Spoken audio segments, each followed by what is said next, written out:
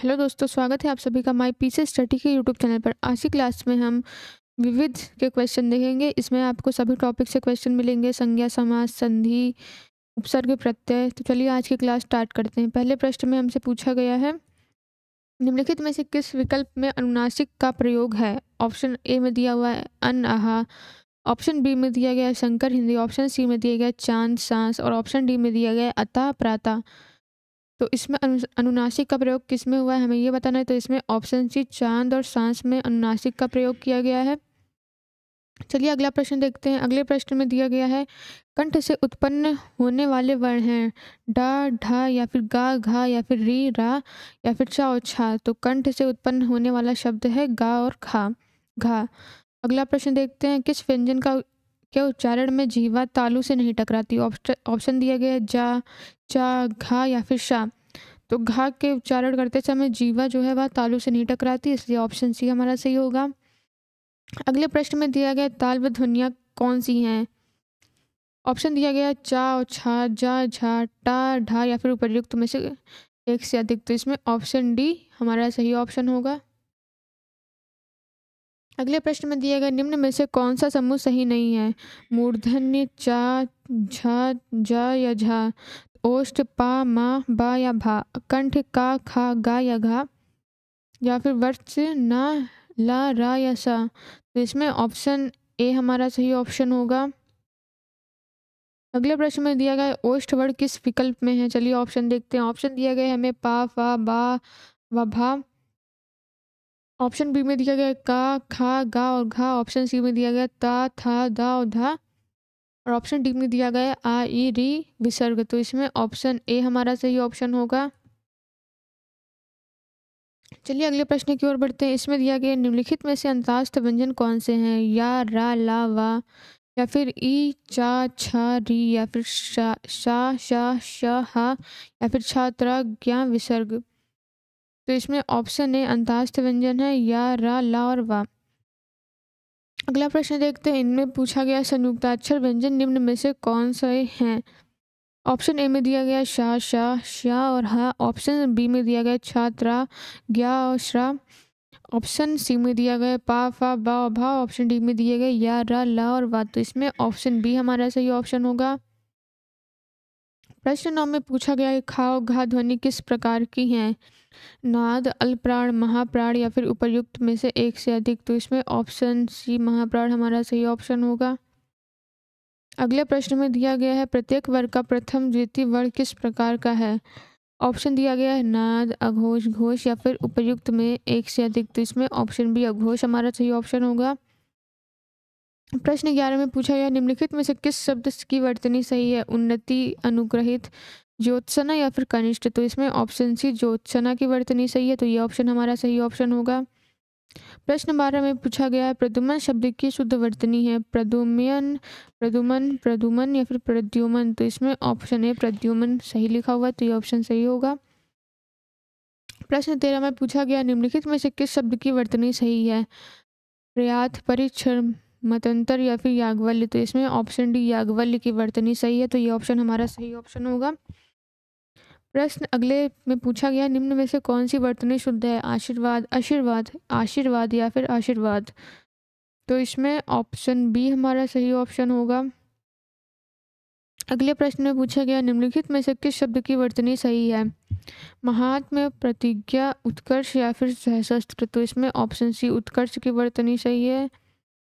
प्रश्न 16 में पूछा जा रहा है, निम्नलिखित में से शुद्ध शब्द का चयन कीजिए। ऑप्शन ए में दिया गया दृष्टा, दृष्टा, दृष्टा, या फिर दृष्टा। तो इसमें ऑप्शन ए दृष्टा हमारा सही ऑप्शन होगा। प्रश्न 17 में हमसे पूछा जा रहा है, निम्नलिखित में से कौन सा स्वर संधि का भेद नहीं है। ऑप्शन ए में दिया गया दीर्घ, अनादि, गुण, या फिर वृद्धि। तो जो अनादि है यह स्वर संधि का भेद नहीं है।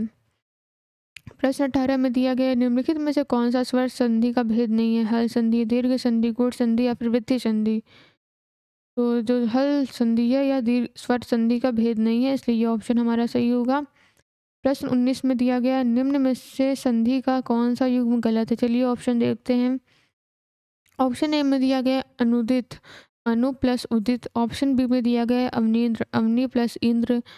ऑप्शन सी में दिया गया है श्रद्धानंद, श्रद्ध प्लस आनंद। ऑप्शन डी में दिया गया है बुद्धार, भू प्लस उद्धार। तो इसमें ऑप्शन ए जो युग्म है यह गलत है, इसलिए ये ऑप्शन हमारा सही होगा। प्रश्न 20 में पूछा गया अभिष्ट का सही संधि विग्रह है अभि प्लस ईस्ट, अभि प्लस ईस्ट।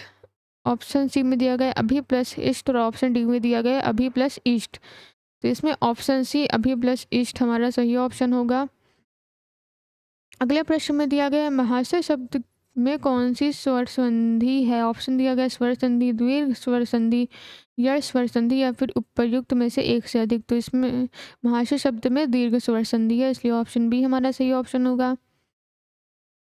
अगले प्रश्न में पूछा गया उर्मेश शब्द का संधि विच्छेद चयन कीजिए। ऑप्शन दिया गया उर्मिला प्लस ईश, ऑप्शन बी में दिया गया उर्मिल प्लस ईश, ऑप्शन सी में दिया गया उर्मिल प्लस एस और ऑप्शन डी में दिया गया है उर्मिला प्लस एस। तो इसमें ऑप्शन ए उर्मिला प्लस ईश हमारा सही ऑप्शन होगा। धरेश का सही संधि विच्छेद है धरा प्लस अश या फिर धरा प्लस ईश या फिर धरा प्लस ईश या फिर धर प्लस ईश। तो इसमें ऑप्शन सी धरा प्लस ईश धरेश का सही संधि विच्छेद है। अगले प्रश्न में हमसे पूछा गया है महा प्लस ओजस्वी का संधि रूप है महोजस्वी, महोजस्वी, महोजस्वी या फिर महाजस्वी। तो इसमें ऑप्शन बी महोजस्वी हमारा सही ऑप्शन होगा। पितृ इच्छा के योग से कौन सा शब्द बनेगा पितृइच्छा, पितृइच्छा या फिर पितृइच्छा या फिर पितृइच्छा। तो इसमें ऑप्शन डी हमारा सही ऑप्शन होगा। अगले प्रश्न में दिया गया है नदियागम शब्द का संधि विग्रह है नद्य प्लस आगम, नदी प्लस आगम, नद्या प्लस गम या फिर नदी प्लस आगम। तो इसमें ऑप्शन बी हमारा सही ऑप्शन होगा। प्रश्न 27 में पूछा गया निम्नलिखित में से कौन सा संधि विच्छेद सही है। महर्षि का दिया हुआ है महा प्लस अर्षि, महाविद्यालय का दिया हुआ है महा प्लस विद्या प्लस लय, व्याकुल का दिया हुआ है व्या प्लस कुल और ऑप्शन डी में मधुवरी का दिया हुआ है मधु प्लस आर्य। तो इसमें ऑप्शन डी हमारा सही संधि विच्छेद है। अगले प्रश्न में हमसे पूछा गया है जब प्रथम वर्ण व्यंजन और दूसरा वर्ण स्वर हो तो उनके मध्य की संधि होगी व्यंजन संधि, अयादि संधि, विसर्ग संधि या फिर स्वर संधि। तो इसमें ऑप्शन ए व्यंजन संधि हमारा सही ऑप्शन होगा।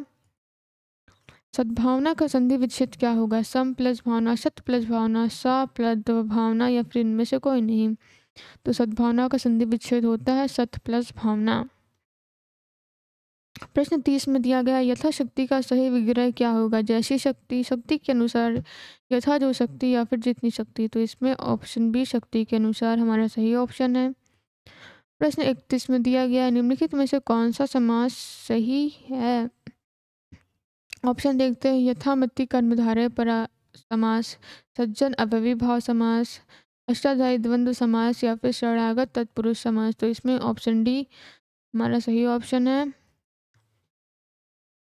प्रश्न 32 में हमसे पूछा गया निम्नलिखित में से कौन सा समास का प्रकार नहीं है पंचवटी, द्विगु समास, विद्या भंडार तत्पुरुष समास, पड़कुटी द्वंद्व समास या फिर यथा नियम अव्ययीभाव समास। तो इसमें ऑप्शन सी ही हमारा सही ऑप्शन है। अगले प्रश्न की ओर बढ़ते हैं। अगले प्रश्न में हमसे पूछा गया कर्मधारय समास का उदाहरण है श्वेत कमल, तिरंगा, गिरिधर या फिर युद्ध क्षेत्र। तो कर्मधारय समास का उदाहरण है श्वेत कमल। प्रश्न 34 में पूछा गया है निम्नलिखित में से तत्सम शब्द है पहिया, आटा, खटिया या फिर कृपा। तो इसमें ऑप्शन डी कृपा हमारा सही ऑप्शन होगा। प्रश्न 36 में हमसे पूछा गया 35 में निम्नलिखित में से कौन सा शब्द तत्सम शब्द है कंगन, कुक्कुर, कछुआ या फिर कचहरी। तो इसमें ऑप्शन बी कुक्कुर हमारा तत्सम शब्द है। अगला प्रश्न देखते हैं निम्नलिखित में से कौन सा शब्द तत्सम है धरती, तिनका, गृहिणी या फिर दाहिना। तो इसमें ऑप्शन सी हमारा सही ऑप्शन होगा। अगले प्रश्न में दिया गया चाम का तत्सम रूप क्या है चर्म, चरम, चार्म या फिर चमड़ा। तो चाम का तत्सम रूप होता है चर्म। प्रश्न 38 में दिया गया है तिनका का तत्सम शब्द है तिनक, तृण, त्रिड़ी या फिर तृण। तो इसमें ऑप्शन डी हमारा सही ऑप्शन होगा। चलिए अगला प्रश्न देखते हैं। अगले प्रश्न में हमसे पूछा गया है निम्नलिखित में से कौन सा शब्द तत्सम है। ऑप्शन दिया गया भालू, हिरण, पाषाण या फिर बच्चा। तो जो पाषाण शब्द है यह एक तत्सम शब्द है, ये इसलिए ये ऑप्शन सही होगा। प्रश्न 40 में पूछा गया है परिवा शब्द का तत्सम रूप क्या है प्रतिपदा, पर्यायवाह, पड़वा या फिर परवा। तो इसमें ऑप्शन ए प्रतिपदा हमारा सही ऑप्शन होगा। प्रश्न 41 में दिया गया निम्नलिखित में से तत्सम और तद्भव का कौन सा युग्म सही नहीं है। चलिए ऑप्शन देखते हैं। ऑप्शन दिया हुआ है पौत्र, पुत्र, वर्तिका बत्ती या फिर बड़कू बनिया या फिर वधु बहू, तो इसमें ऑप्शन ए हमारा सही ऑप्शन होगा। प्रश्न 42 में पूछा गया है निम्नलिखित में से कौन सा शब्द तत्सम नहीं है, अग्नि, चतुर्दश, वत्स या फिर फूल, तो इसमें ऑप्शन डी फूल हमारा सही ऑप्शन है, या तत्सम नहीं है।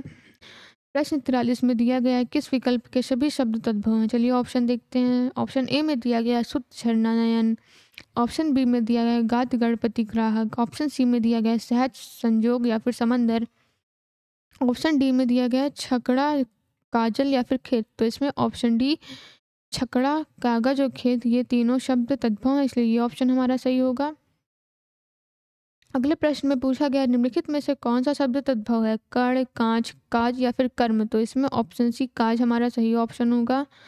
प्रश्न 45 में दिया गया है कौन सा शब्द तद्भव है, रुच, खरपर, पल्लव या फिर खजूर, तो जो इसमें खजूर शब्द है यह तद्भव शब्द है। प्रश्न 47 में हमसे पूछा जा रहा है निम्नलिखित में से चित्र शब्द का तद्भव शब्द कौन सा है, ऑप्शन चलिए देखते हैं। ऑप्शन दिया गया चित्रकार, चिकना, चतुर्थ या फिर चक्रवाक, तो इसमें ऑप्शन बी चिकना हमारा सही ऑप्शन होगा। प्रश्न 47 में हमसे पूछा गया है निम्नलिखित में से तड़ाक शब्द का तद्भव शब्द कौन सा है, तालाब, तृण, तीक्ष्ण या फिर तुंद, तो इसमें ऑप्शन सी तीक्ष्ण हमारा सही ऑप्शन है। प्रश्न 48 में पूछा गया है निम्नलिखित में से तद्भव शब्द कौन सा है, शिक्षा, स्थल, होलिका या फिर तीर्थ, तो इसमें ऑप्शन डी तीर्थ हमारा सही ऑप्शन होगा। प्रश्न 49 में दिया गया है निम्नलिखित में से बंध्या शब्द का तद्भव रूप क्या है, ऑप्शन देखते हैं बांध, बांझ, बंद या फिर बंझा, तो इसमें ऑप्शन बी हमारा सही ऑप्शन है। प्रश्न 50 में दिया गया है अधोलिखित में अभिज्ञ शब्द का विलोम शब्द क्या होगा, अनभिज्ञ, भिज्ञ, प्राज्ञ या फिर अनभिज्ञ, तो इसमें ऑप्शन डी हमारा सही ऑप्शन है, अनभिज्ञ। प्रश्न 51 में दिया गया उन्मीलन का विलोम शब्द है अवमीलन, सुमेलन, अनुमीलन या फिर निमीलन, तो इसमें ऑप्शन डी निमीलन हमारा सही ऑप्शन है, ये उन्मीलन का विलोम शब्द है। प्रश्न 52 में दिया गया दक्षिण शब्द का विलोम निम्न में से कौन सा है, ऑप्शन दिया गया है वाम, पश्चिम, पूरब या फिर दायां, तो दक्षिण का विलोम शब्द होता है वाम, तो ये ऑप्शन हमारा सही होगा। प्रश्न 53 में दिया गया सन्यासी का विलोम शब्द है संतापी, विरक्त, गृहस्थ या फिर इनमें से कोई नहीं, तो सन्यासी का विलोम होता है गृहस्थ। चलिए अगला प्रश्न देखते हैं। इसमें दिया गया है निम्नलिखित में से किस विकल्प में विलोम युग्म सही नहीं है, ऑप्शन दिया गया औचक, अवसर, डामाडोल, अस्थिर, छिड़कना, पुचकारना या फिर गाफिल, खबरदार, तो इसमें ऑप्शन बी हमारा सही ऑप्शन होगा, ऑप्शन बी हमारा सही ऑप्शन है। आज की क्लास में इतना ही, बाकी क्वेश्चन हम नेक्स्ट वीडियो में डिस्कस करेंगे। Thanks for watching.